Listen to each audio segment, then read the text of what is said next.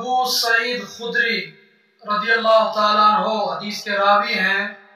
آپ فرماتے ہیں قال رسول اللہ صلی اللہ علیہ وسلم اذا وضعت الجنازۃ فاحتملها، کہ جب نبی کریم علیہ السلام نے ارشاد فرمایا کہ جب جنازہ گھر سے باہر رکھا جائے تو فاحتملها الرجال علی اعناقهم، کہ مرد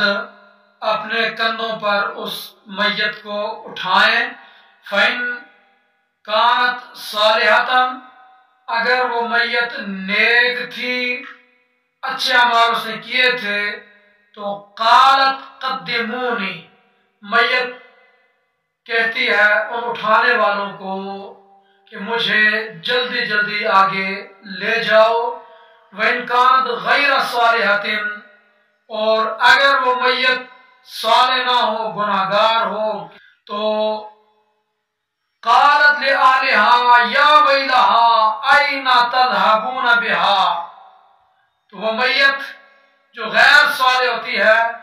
وہ اپنے اٹھانے والوں کو کہتی ہے ہائے افسوس، ہائے ہلاکت، کہاں تم اس میت کو لے جا رہے ہو۔ يَسْمَعُ صَوْتَهَا كُلُّ شَيْءٍ، ہر شے اس میت کی آواز کو سن رہی ہوتی ہے، الا الانسان، سوائے انسان کے، کہ انسان آواز نہیں سن سکتا کہ میت کیا کہہ رہی ہے،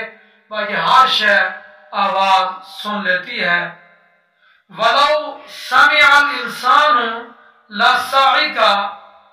اگر انسان اس آواز کو سن لے جو میت آواز دے رہی ہے کہ تم مجھے کہاں لے کر جا رہے ہو، تو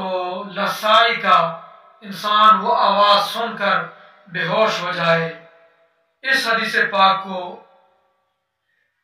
امام بخاری رحمہ اللہ تعالی نے بخاری شریف کے اندر روایت فرمایا۔